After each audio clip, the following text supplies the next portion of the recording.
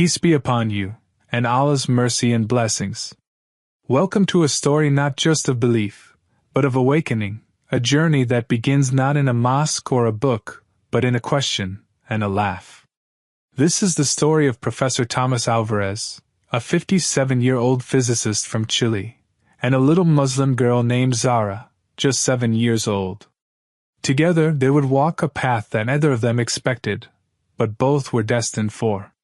Thomas Alvarez was a man of intellect, logic, and order. His name was printed in academic journals across 3 continents. His lectures at the University of Santiago drew standing-room-only crowds.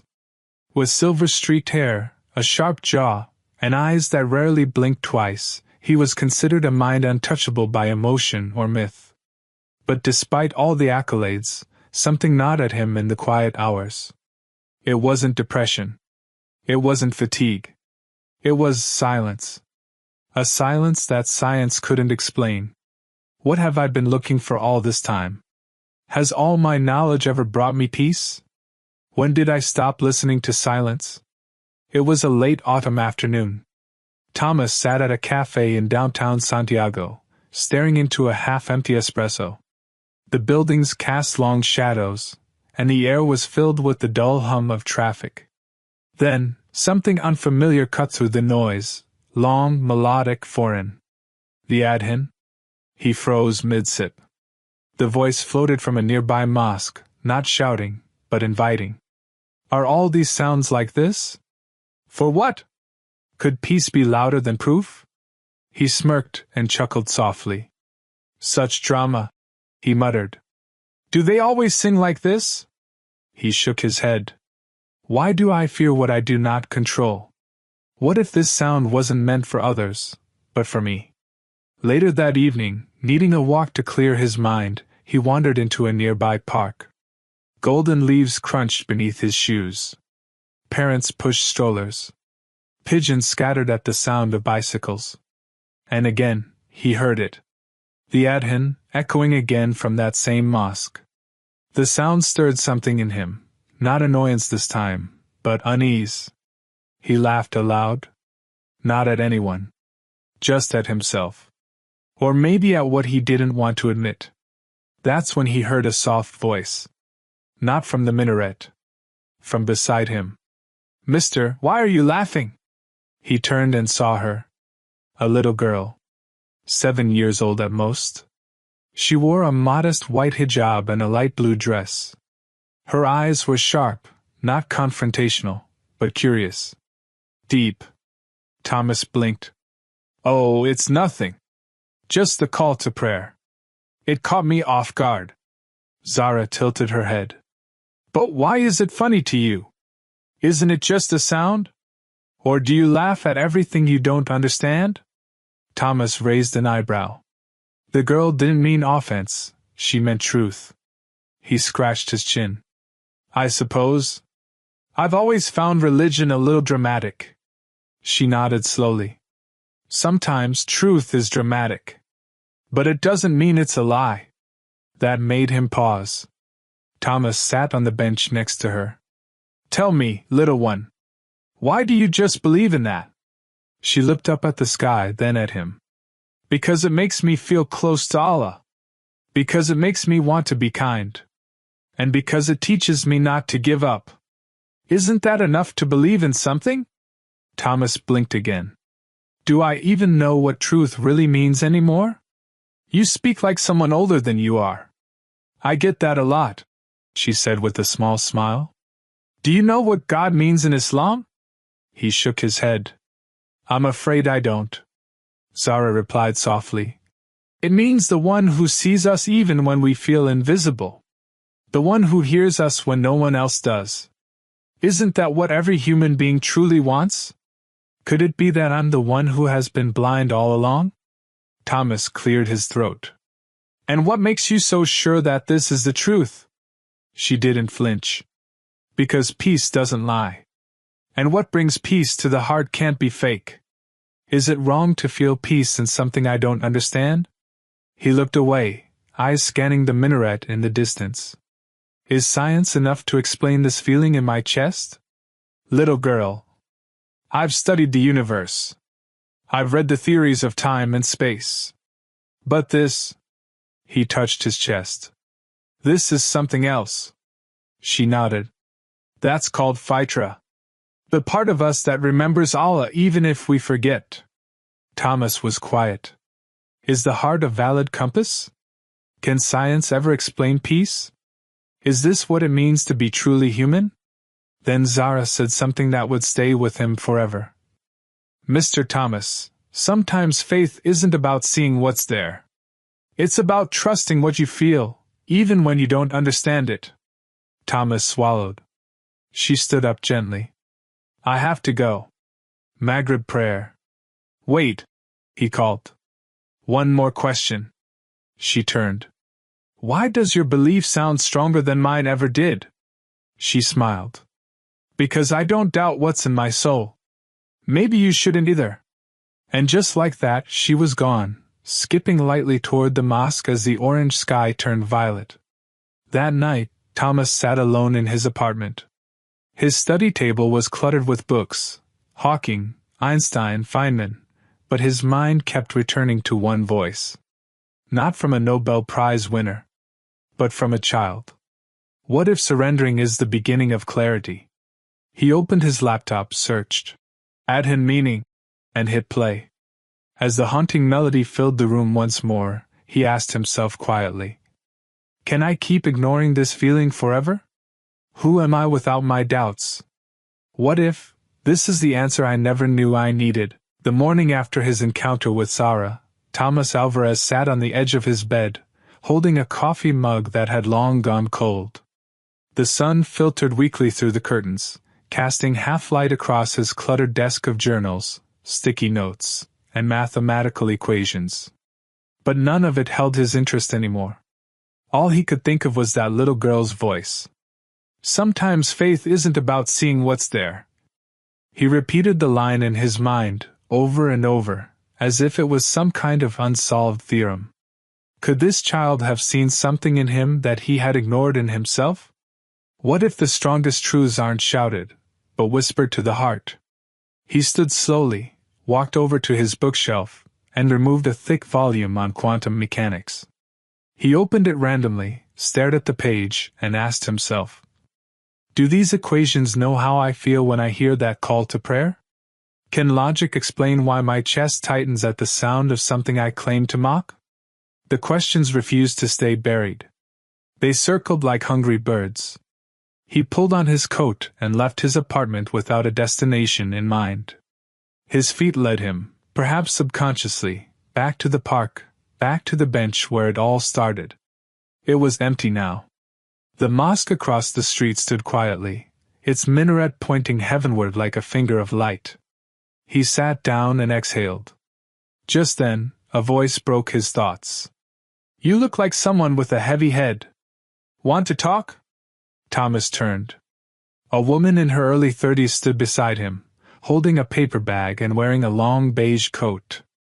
Her face was soft, warm, unafraid of eye contact. I'm not used to strangers offering therapy, Thomas said, amused. The woman chuckled. Neither am I. But I've seen that look before. Thomas raised an eyebrow. Oh? Where? In mirrors, she said. I'm Sophia. And I used to be where you are. Thomas hesitated, then motioned to the bench. They sat. I don't know where to start, he said. I heard the call to prayer 2 days ago. Then I met a little girl who talked like she'd seen the universe, and now I can't sleep. Sophia smiled knowingly. It happens like that. One moment, everything is solid. The next, everything is water. Thomas looked at her seriously. What do you feel when you hear the adhan? She looked upward. Safe. Called. Loved. Thomas exhaled. I laughed the first time I heard it. And the second. But now, I hear it when it's not even playing. Sophia nodded. Maybe your soul has better ears than your mind. That struck something deep. Is it foolish to believe in something I can't prove? He asked quietly. No, Sophia replied. It's foolish to think proof is all that matters. Her words didn't feel argumentative. They felt like reminders. Thomas leaned back. I've always relied on logic. On control. But now I feel like I'm unraveling. What if unraveling is the beginning of becoming whole? Sophia asked. He didn't answer. A moment passed. Then she asked, Do you want to go inside the mosque? Just sit. Just listen. No expectations. He hesitated. I don't want to offend anyone. You won't, she said gently. Places of God don't require credentials. Just sincerity. Moments later they entered. The mosque was serene, cool air, soft carpet, faint echoes of recitation from a far corner. Thomas removed his shoes and stepped inside. Every movement felt sacred, even if he didn't understand why. Sophia walked beside him silently. They sat near the back. A group of men were praying in the front. No one noticed them. No one stared. Thomas watched. The movements were strange yet graceful. Bowing. Prostrating. Whispering into palms. He felt like he was watching a language that didn't use words, only meaning. What are they saying? What are they feeling? Could I ever understand it like that? Could I ever mean something so deeply in silence? As they left, Thomas turned to Sophia and asked, Why does this place feel more like home than my own home? She smiled. Because your heart just recognized something. And your heart doesn't lie. Outside, they stood on the steps. The sky was soft with late afternoon glow. I'm afraid, Thomas admitted. Of what? Of losing myself. Of believing something and regretting it. Of opening a door I can't close. Sophia looked at him with kindness. Or maybe you're afraid you've already believed. And now you don't know what comes next. That truth struck deeper than logic ever had. That night, Thomas couldn't stop pacing. The silence in his apartment was deafening. He opened his laptop. Typed into the search bar. What does the Qur'an say about doubt? The first verse that appeared stunned him. So do they not reflect upon the Qur'an, or are there locks upon their hearts? Qur'an 47:24. His chest tightened. Are there locks on my heart? Did I put them there? Can I open them? He clicked on a video of the Adhan from Mecca. As the sound played, his knees went weak. He sank to the floor. Eyes closed. Breath slow. He whispered, If you're real, help me understand. I'm ready to feel what I can't explain.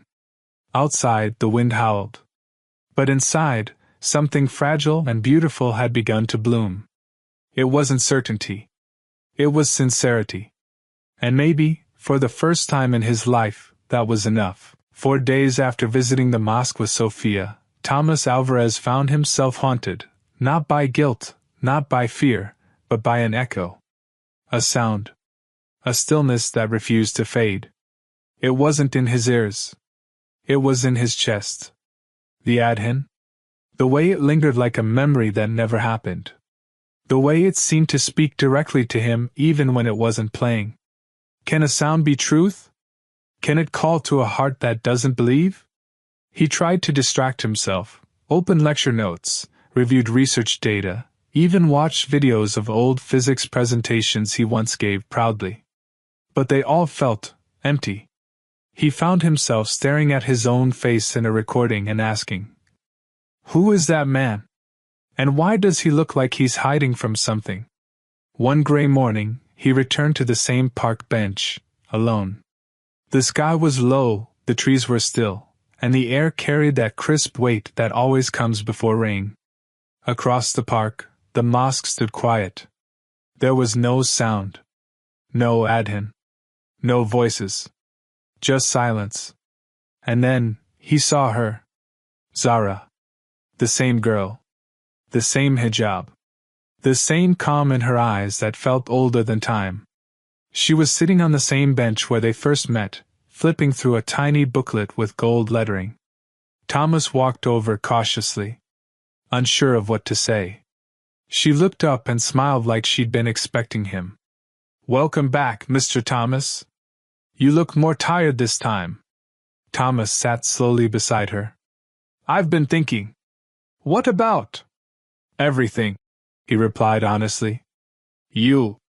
The mosque. The call to prayer. That feeling I can't shake." She nodded as if she understood exactly. He turned to her and asked quietly, "Can I ask you something else?" "Of course." "Why does your heart seem so sure, while mine feels like it's unraveling?" She paused before answering.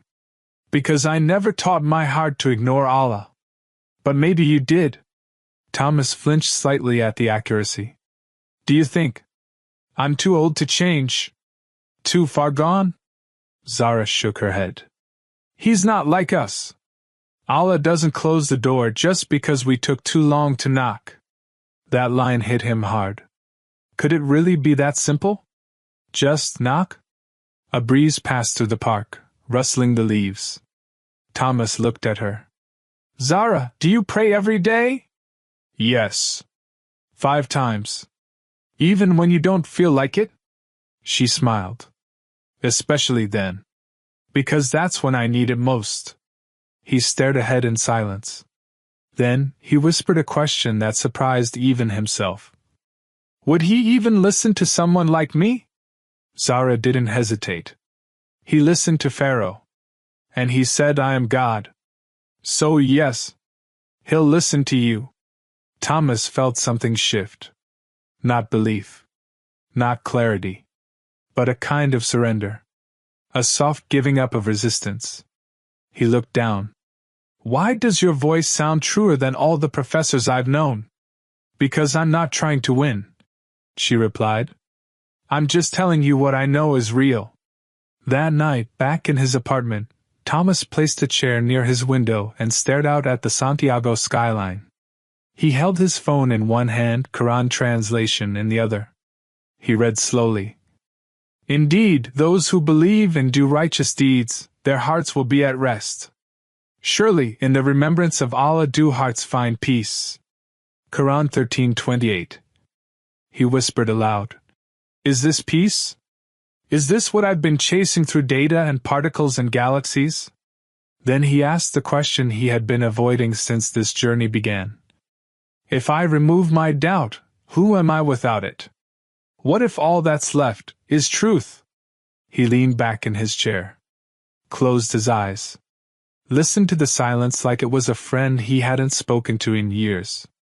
And in that silence, a new question rose.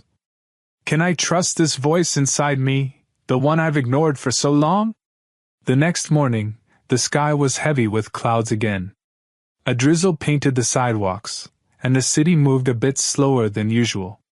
Thomas wrapped his scarf and walked, not to the university, not to the cafe, but back toward the mosque. He didn't stop at the entrance. He walked straight in.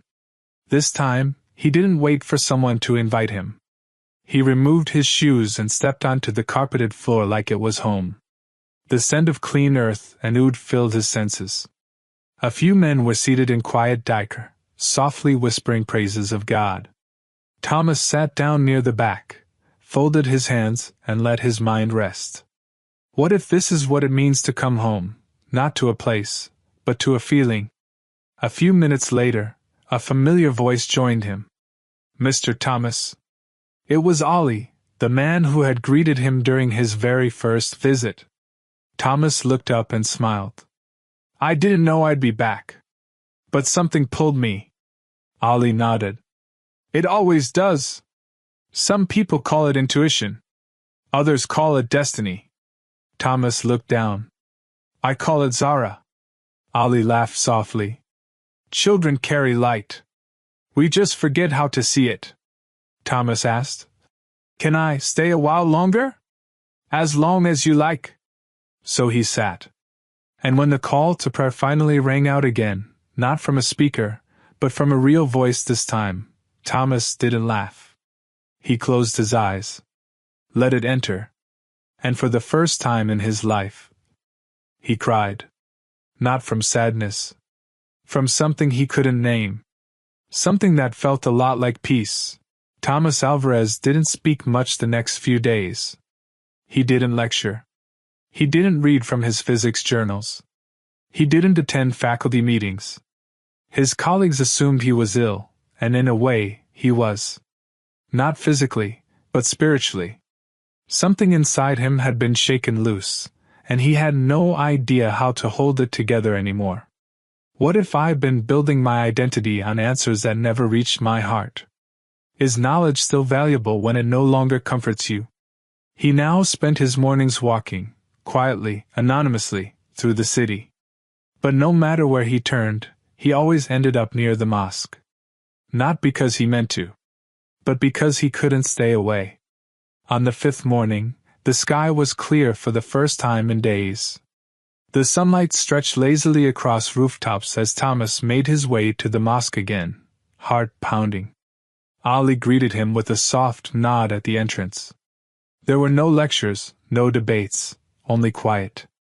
Inside, the prayer room was mostly empty. A soft breeze moved the curtains. The hush in the air felt alive. Thomas sat again in his usual spot in the back. Just being there, he realized, felt like breathing for the first time in years. Why does this space feel more alive than any classroom I've ever taught in? Could belief really be this silent, and still be real? He looked down at his hands. He had spent decades using them to write formulas, to calculate the curvature of space-time, to teach others about particle behavior, but now he wondered. When was the last time these hands reached for something invisible, and meant it? As the noon prayer ended and the worshippers slowly dispersed, Ali approached again. He sat beside Thomas without a word. After a moment, Thomas spoke. I've spent my life trying to explain the how of the universe, but never once did I ask why. Ali turned to him calmly. And what are you discovering now? Thomas stared ahead. That the how doesn't help me sleep at night. But the why is starting to feel like a whisper. Ali smiled. Whispers often carry more truth than thunder. Thomas paused, then asked, Ali, why does the Qur'an feel like it's speaking to me, even though I'm not Muslim? Ali didn't flinch. Because the Qur'an wasn't sent to Muslims. It was sent for mankind. Thomas sat back. That line unraveled him again. Is it possible I was never excluded from the truth, just unaware of it? What if the book I ignored for so long was the one written for my soul all along? That evening, Thomas met Sophia again. They sat on the rooftop of her building, overlooking Santiago's glowing skyline. The city buzzed below, but their world was still. Thomas told her everything, the silence, the questions, the way the Adhan now felt like a lifeline, not a foreign ritual. I don't know what's happening to me, he said. I wake up and feel like I've forgotten who I am. But I'm not sad. I'm not broken. I'm something else. Sophia leaned forward. You're not forgetting who you are. You're remembering. Remembering what? She smiled gently. Who you were before the world taught you to fear surrender. The words left a scar in the air. Thomas exhaled. But what if I'm not strong enough? What if I'm just confused? Then be confused, she said. But be honest about it. Allah doesn't need your perfection. He just wants your sincerity. He looked up at the sky, then whispered. Could I really become someone new? Or have I already begun? Is this confusion a bridge, or a trap? Sophia looked into his eyes. It's a bridge. And you're already halfway across. That night, Thomas pulled the Qur'an closer to him. He had begun reading it nightly, not to find flaws, but to find home. Each verse unraveled him a little more. Indeed, we created man, and we know what his soul whispers to him, and we are closer to him than his jugular vein. Quran 50:16. He read it 3 times. If he is that close, why have I lived like he's distant? What happens when silence begins to speak louder than proof? He put the book down. His heart was too full to keep reading. Instead, he whispered, God, if you are near, if you are truly near, please let me know you hear me. He didn't expect a voice from the sky. He didn't get one. But what he did get was something far stranger. Stillness. A peace that wrapped itself around his doubt and said, I am here. A week later, a gentle rain fell across the city. Thomas was walking home after Maghrib prayer, yes, prayer, when he noticed a familiar figure sitting on a curb. It was Zara. Alone, soaked in drizzle, but completely at peace. He rushed toward her. Zara! What are you doing here all by yourself? She smiled. I'm waiting for someone. We said we'd pray together in the rain. Thomas shook his head, amused and confused. In the rain? Yes, she said.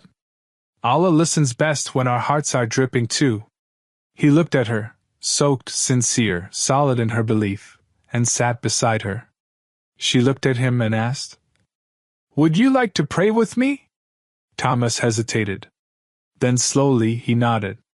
They sat in the rain, a 7-year-old girl and a 57-year-old physicist, whispering a prayer he barely understood, but desperately needed. And in that moment, soaked to the bone, surrounded by silence, Thomas felt something break open inside him. Is this what I've been running from? Or is this what I've been running toward all my life? When they finished, Zara turned to him. God heard you, she said. Even if you didn't say much. Thomas felt tears sting his eyes. He didn't care who saw. Because for once, he wasn't thinking. He was feeling. The next morning, the world looked different. The buildings hadn't changed. The streets still buzzed with buses and the smell of roasted coffee. But Thomas Alvarez, he had changed. He sat at his kitchen table, a glass of untouched water beside him, and stared at the Qur'an lying open in front of him. It wasn't just a book anymore. It was a mirror. Not the kind that reflected faces, but one that reflected the soul. He turned the pages slowly, as if each verse was a door. And with each door came a question. Have I ever truly lived, or have I just existed in pursuit of answers?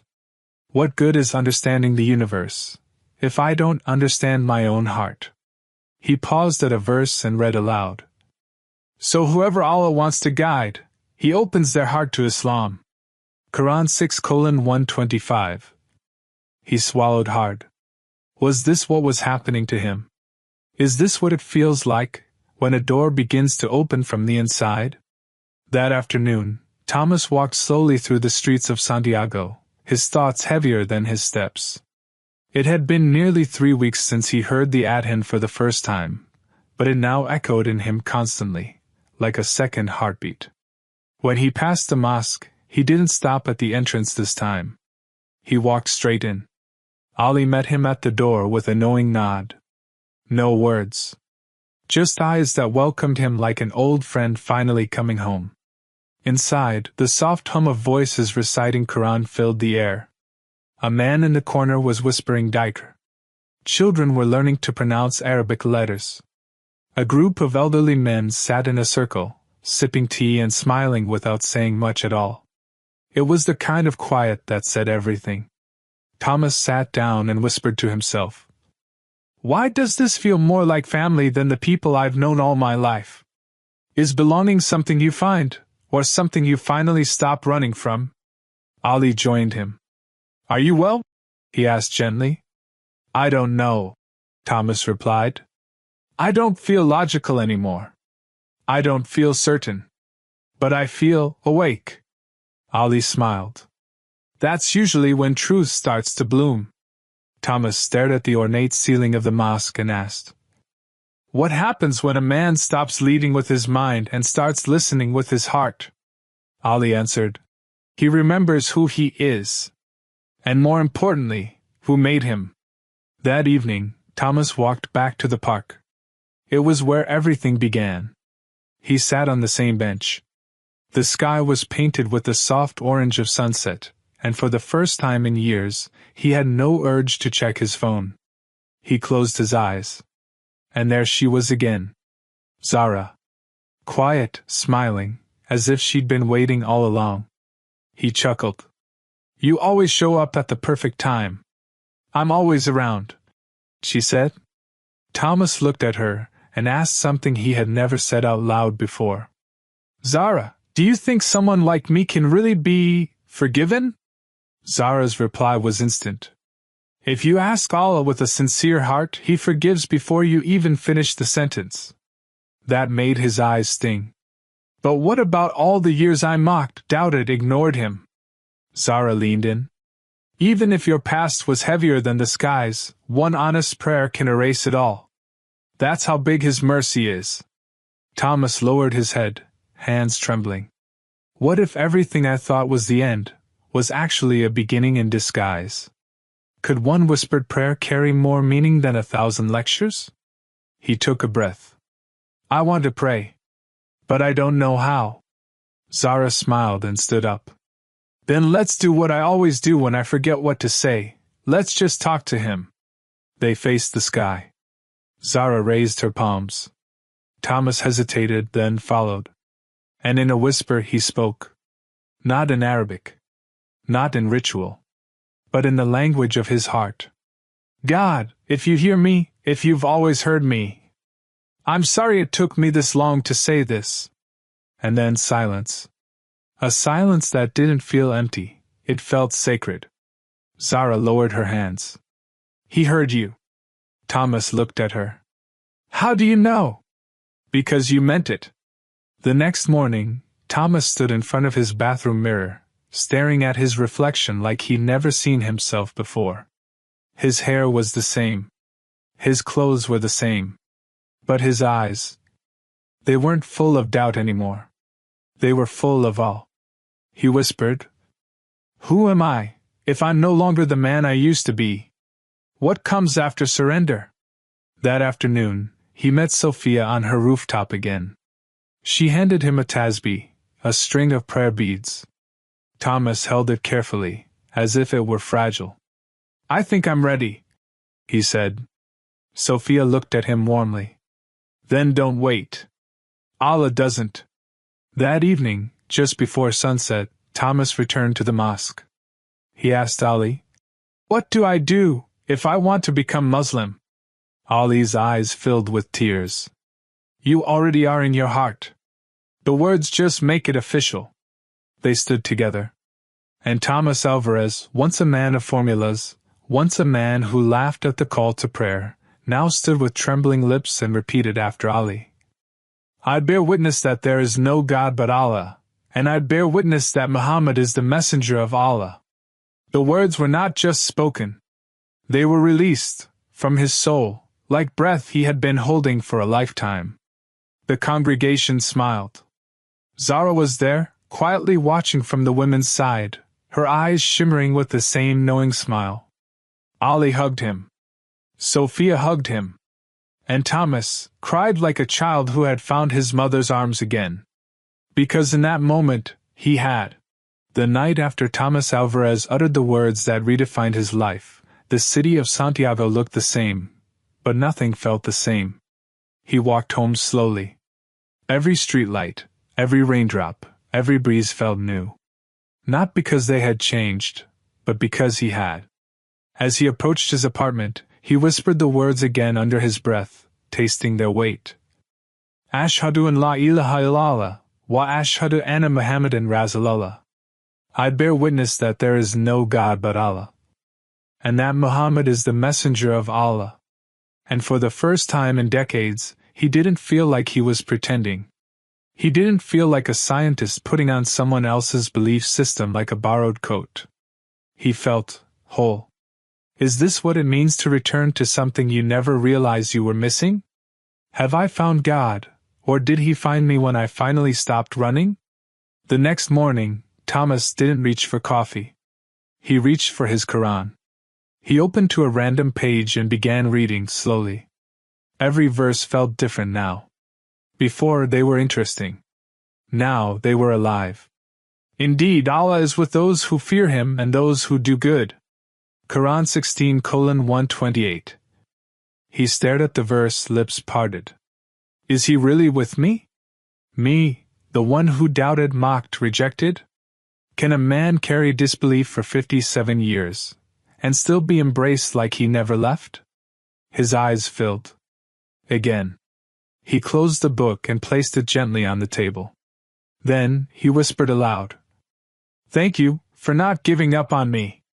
Later that day, Thomas visited Ali at the mosque again. Ali greeted him with a wide smile. "Welcome back, brother." The word brother felt strange. But not in a bad way. It felt like a name that had always been his, he just hadn't heard it until now. Ali handed him a small notebook with notes on daily prayer, wudu, ablution, and short Quranic chapters.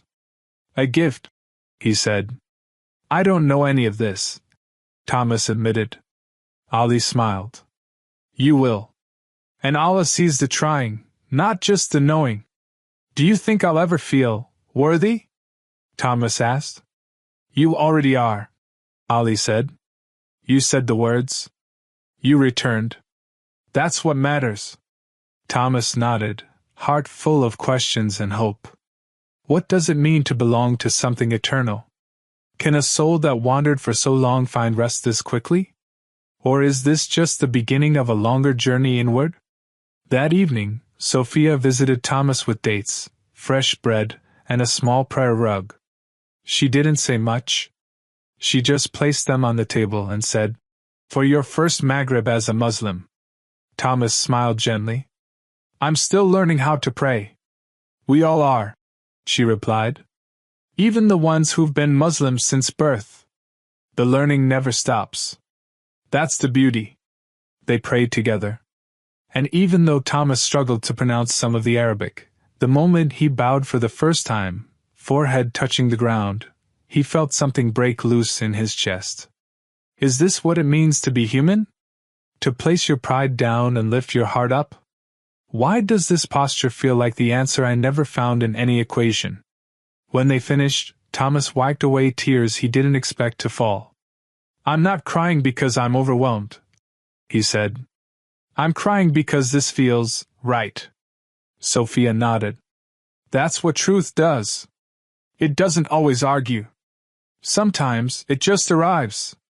The next few days passed like a blur. He learned how to perform wudu. He memorized Al-Fatiha. He fasted from sunrise to sunset for 2 days, just to see what it was like. And one afternoon, he sat in the park once more, alone, until she appeared. Zara. As always, she approached quietly, sat beside him, and said, "You look different." "I feel different," Thomas replied. "I took the Shahada." Her face lit up. "I knew you would. Allah writes everything. Even our return." Thomas smiled. "Do you ever doubt?" "Sometimes. But I don't stay there. Doubt is like a storm, it passes. Faith is the sky." He nodded slowly. "What if I forget how to pray? What if I mess up?" She shrugged. "Then you just try again. Allah doesn't expect perfection. Just honesty." He looked at her, amazed. "Zara, do you even know how wise you are?" She grinned. "Nope. I just listen to my heart. Maybe you're learning to do that too." That night, alone in his apartment, Thomas pulled out a journal and began writing. Day 3 as a Muslim. "I didn't think I'd feel this light. The world didn't change, but I did. There's peace in the pauses now. There's silence in my mind, and I don't want to fill it with noise anymore. I'm not chasing answers. I'm just learning to be still." He looked up from the page and whispered, "Who am I becoming? And why does it feel like I've always been this person, underneath the noise?" He stood up, walked to the window, and watched the moon rise, bright, round, whole. Just like his heart. 3 days later, during Jummah prayer, Thomas stood in line with rows of strangers, men of all colors, ages, and backgrounds. And when the Imam said, "Allahu Akbar," and the rows bowed in unison, Thomas followed. His body moved awkwardly. His knees cracked. His forehead trembled as it touched the carpet. But his soul was still. And in that stillness, he asked, "Is this how you wanted me to meet you, God? In my 50s? In doubt, in awe, in tears? Or were you always waiting for me, even when I thought I was alone?" As the prayer ended and the congregation greeted one another, a man beside him hugged Thomas and said, "Welcome, brother." Thomas didn't know his name. But in that moment, names didn't matter. What mattered was the feeling, the certainty, the return. It had been just over 2 weeks since Thomas Alvarez became Muslim. And though his soul had changed overnight, the world around him hadn't. His apartment still smelled like old books and dark roast coffee. His university inbox still flooded with messages. His research files still sat where he'd left them. But Thomas, he wasn't the same man who had created those files. He stood in front of the bathroom mirror one morning, just staring. Same lines on his face. Same graying hair. But the eyes, they were softer. Not because of weakness, but because of surrender. Who am I now? A scientist who prays? A believer who still questions? Do I need to abandon who I was to become who I am? He looked down at the prayer rug laid across the floor. He hadn't missed a prayer in 5 days. Not one. Not because someone told him to. But because the silence he once feared now felt like a friend he couldn't live without. Later that afternoon, he received a phone call from someone he hadn't spoken to since it all began. Juan. His longtime colleague, fellow physicist, and closest companion in academia. The name flashing on his screen felt heavier now. He answered. "Thomas," Juan said. "You've disappeared." "I've been realigning," Thomas said with a half-smile. Juan laughed awkwardly. "With what? The stars?" Thomas hesitated. "No. With something deeper." There was silence on the other end. "I heard a rumor," Juan continued. "Is it true? About religion?" Thomas didn't flinch. "Yes. I've embraced Islam." Another pause. Longer this time. "Why?" Juan finally asked. "You've spent your life disproving things like this." Thomas looked out the window. The call to prayer echoed faintly from the distance. "Because disproving God never made me feel alive. But bowing to him did." Juan didn't reply right away. Thomas continued, "What if the formulas we studied helped us understand the creation, but blinded us from the Creator?" Juan sighed. "You sound like someone else." "I sound like myself," Thomas said. "The self I'd buried under my pride." "Be careful," Juan warned. "People don't come back from this kind of belief." "Maybe I don't want to," Thomas said quietly. And the call ended. He stood frozen for a while. Why is it harder to admit faith to a friend than to accept it for myself? Why does truth feel heavier when spoken out loud? He walked to the mosque that evening with a heavier heart. Inside, Ali greeted him. "Rough day?" Thomas nodded. "I feel alone." Ali smiled softly. "That means you're not running anymore. When the world leaves you, it's because Allah is calling you closer." After prayer, he sat with Sophia on the mosque steps. "The hardest part isn't believing," he told her. "It's learning how to live again." She nodded. "That's because your entire structure is being rebuilt. Not from scratch, but from truth." "Is it always this lonely?" he asked. She looked at him. "Faith is quiet before it becomes familiar. But the loneliness is temporary. The peace stays." The next day, Thomas did something he hadn't done since becoming Muslim. He returned to campus. People stared. Some nodded respectfully. Others avoided eye contact. A few professors gave curious glances at the prayer beads in his hand. One of his students approached him after class. "Professor, is it true you converted?" Thomas smiled. "Yes." The student, a young Muslim from Egypt, beamed. "Alhamdulillah. May Allah keep your heart firm." Thomas was stunned. What kind of belief teaches people to bless strangers so freely? That afternoon, he made wudu in the faculty restroom and prayed during an empty classroom. The floor was dusty, but his sujud felt clean. That weekend, Zara and her father invited him to their home. The moment he stepped in, the smell of warm rice and cumin greeted him like an old friend. Zara handed him a small handwritten card. It read, "Faith isn't about having all the answers. It's about knowing who to ask." Thomas's eyes watered. "You wrote this?" Zara nodded. "Because you asked a lot of questions. And you were brave enough to wait for the answers." After dinner, he sat with Zara's father, Idris. "Have you chosen a Muslim name?" Idris asked gently. Thomas paused. "I thought about it," he said. "But I don't know what suits me." Idris smiled. "Names don't change who you are. They just mark who you've become." "Then maybe I'll stay Thomas," he said. "A new soul in an old name." "Or perhaps," Idris said, "you're a man with an old soul that finally remembered where it belongs." That night, Thomas returned home and stood on his balcony. He looked up at the stars, the same stars he used to map in his astronomy work. But they looked different now. Not as distant calculations, but as signs. Is this why they exist, to remind us of our own smallness? Have I been mapping the heavens while ignoring the one who made them? He closed his eyes and whispered, "Guide me as you always have, even when I didn't know it was you." And in that moment, surrounded by darkness and stars, Thomas felt no fear. Just faith. Quiet, pulsing, steady. The first time Thomas Alvarez had bowed in prayer, he was trembling. Now, 20 days later, the trembling had stopped. His movements still weren't perfect. Sometimes he stumbled with the Arabic, sometimes his hands hesitated, but his heart no longer resisted. He had stopped trying to understand every moment. He had started letting it enter him instead. Is this what it means to surrender?